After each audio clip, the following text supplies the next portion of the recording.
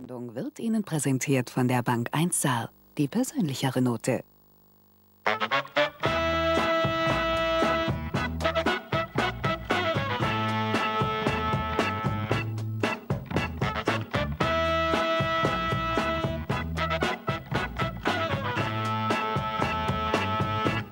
Schön, dass Sie dabei sind, liebe Zuschauerinnen und Zuschauer. Salü und Hallo zu Saarlor Lüx. Und Moin, denn wir haben später Besuch aus Luxemburg im Studio. Unsere Themen im Überblick. Geregelt? Fragezeichen. Europaweite Verfolgung von Rasern. Geschätzt die älteste Frau im Europäischen Parlament. Sie ist Politikerin mit Leib und Seele und denkt mit 80 Jahren noch lange nicht ans Aufhören. Astrid Lulling aus Luxemburg heißt die älteste Frau unter den Abgeordneten des Europäischen Parlaments. 30 Jahre ihres Lebens hat sie bislang schon dem Europagedanken gewidmet und noch immer pendelt sie jede Woche zwischen ihrem Wohnort Schifflingen in Luxemburg und Brüssel oder Straßburg.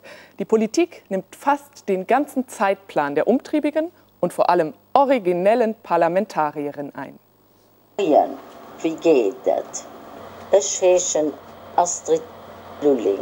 Ich arbeite am Europaparlament.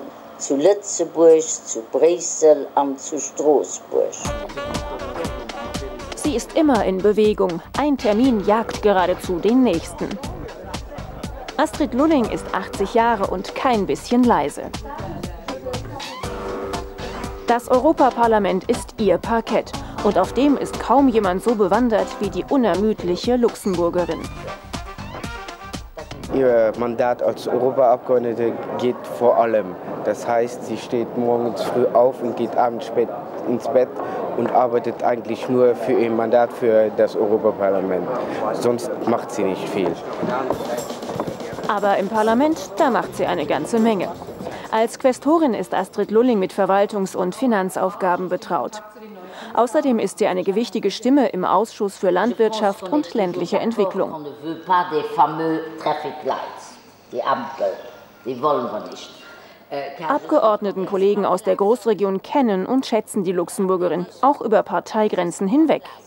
Die Astrid Lulling bewundern wir. Sie ist eine quicklebendige, alteingesessene Luxemburgerin. Wir haben gemeinsame Interessen, rechts und links der Mosel, die Kulturlandschaft erhalten, für den Wein zu kämpfen. Wenn Astrid sich im Plenum meldet, gibt es immer Lacheffekte, weil sie sich immer was Nettes bei den ernsten Themen ausdenkt. Und dann ist sie eine ganz harte Vertreterin luxemburger Interessen. Umgekehrt setzt sie alles daran, ihren Landsleuten zu zeigen, wie wichtig das Parlament für die Bürger ist.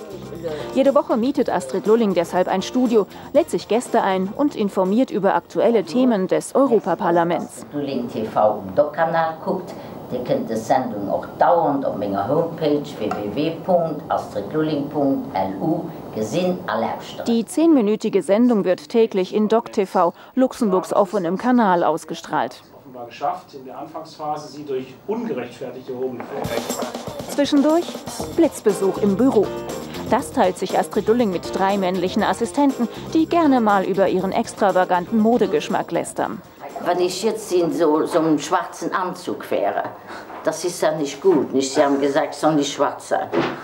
Und wissen Sie, im Plenum, wenn ich komme, dann sieht wenigstens jeder mich. Das gehört auch zur Politik, sichtbar sein. Deswegen legt Astrid Lulling großen Wert auf perfektes Styling. Jeden Samstag lässt sie sich mehrere Stunden lang in ihrem Stammsalon verwöhnen. Friseurin Letizia Kirsch hat viele prominente Kunden, nicht alle so pflegeleicht wie Astrid Lulling. Ich stresse die manchmal, wenn ich nicht viel Zeit habe, aber sonst geht's. Sonst ist es wirklich sehr angenehm. Ja, sie stresst aber nicht viel. Nein, sie ist aber sehr lieb, manchmal. Aber ich glaube, nein, sie macht das schon sehr gut. Nach Hause in Schifflingen kommt Astrid Lulling nur an den Wochenenden. 2 Koffer stehen schon bereit für die nächste Parlamentswoche. Ein bisschen Zeitungslektüre zwischendurch, dann wartet oft schon die nächste Aufgabe. Die Vorbereitung ihres Luxemburgisch-Sprachkurses mit Großneffe Jérôme. Videoclippen zu machen, für Lützeburg zu lehren. Astrid, darf ich da pur vorstellen? Ja, natürlich. Was trinkst du lieber? Weiße Wein oder rote Wein? Lieber weiße Wein. Ach, für was? Ich schon den einfach lieber, das gute Lützeburgische weiße Wein. Das ist auch ein gutes Mittel. Weißt du, das ist wie eine Medizin. Gegen Herzinfarkt, Krebs und sogar gegen Alzheimer. Wie ist eigentlich von der Krankenkasse remboursiert gehen? Na dann, zum Wohl. Unterwegs zwischen Luxemburg, Brüssel, Straßburg und heute auch Saarbrücken. Guten Abend, Astrid Lulling. Guten Abend. Sie haben ja hier in Saarbrücken Volkswirtschaftslehre studiert. Wenn Sie heute hierher zurückkommen, mit welchen Erinnerungen kommen Sie hierher? Ja, ich habe gute Erinnerungen. Meine Kollegen sind leider alle tot. Aber ich kenne die Stadt überhaupt nicht wieder. Ich war auch schon über 20 Jahre nicht mehr hier. Hat sich viel verändert. 1965, mit damals 35 Jahren, sind Sie als jüngstes Mitglied und erst als zweite Frau ins Europäische Parlament eingezogen und im selben Jahr auch in die luxemburgische Abgeordnetenkammer. Das waren 2 Männerdomänen damals noch. Woran haben Sie das deutlich gemerkt? Ja, vor allem die Luxemburger Abgeordnetenkammer, da gab es nur Männer. Da hat es einmal eine Frau gegeben vor 34 Jahren. Ich glaube, typisch war, dass es nicht mal eine Damentoilette gab. Aber der Präsident, weil wenn ich da reinkam, die Männer da standen und gesagt, guten Tag Astrid, hat der Präsident eine chinesische Wand dahinsetzen lassen. Um dann doch alles bei der Ordnung zu haben. Ja, das haben die Kollegen dann den Paravent Lulling genannt. Apropos Spitznamen, Sie haben ja auch im Europäischen Parlament einen Spitznamen. Wie lautet der denn? Ja, ich bin die Bienenkönigin und die ungekrönte Weinkönigin. Die Bienenkönigin, ich bin die Berichterstatterin für die Lage der Bienenzucht in Europa und tue auch sehr viel dafür. Und deshalb diesen Namen. Und ich bin die Vorsitzende der Intergruppe Wein.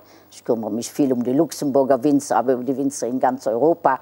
Und dann hat mich ein bayerischer Kollege gesagt, du bist die ungekrönte Weinkönigin des Europäischen Parlaments. Und Sie trinken bestimmt auch selbst mal das ein oder andere Gläschen, oder? Ja, im Augenblick nicht, aber ich bin fast nah.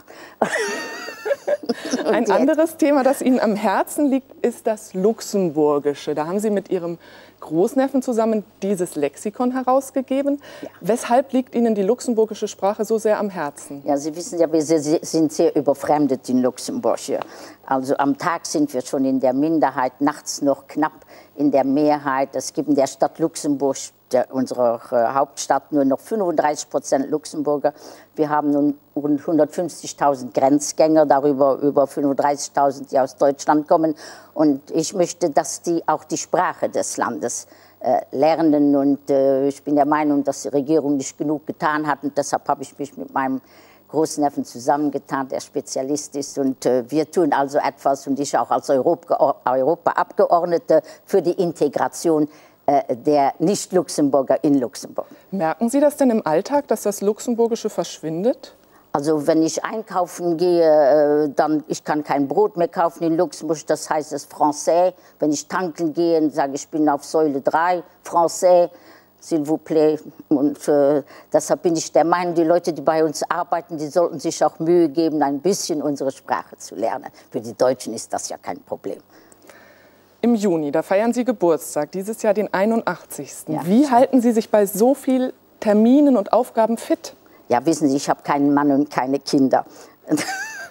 Da macht es das schon einfacher. Aber was machen Sie, damit Sie so tatenkräftig sein können? Ja, also ich habe, glaube ich, eine gute Gesundheit und Pflege, die auch ganz bewusst. Und ich glaube, wenn man sehr aktiv ist, dann bleibt man auch, ich würde nicht sagen jung, aber dann wird man nicht so verkrustet. Zumindest im Kopf bleibt man dann jung. Das auf jeden Fall. Wir haben eben im Beitrag gesehen, Sie sind auch für Ihren extravaganten Modegeschmack bekannt bei Ihren Kolleginnen.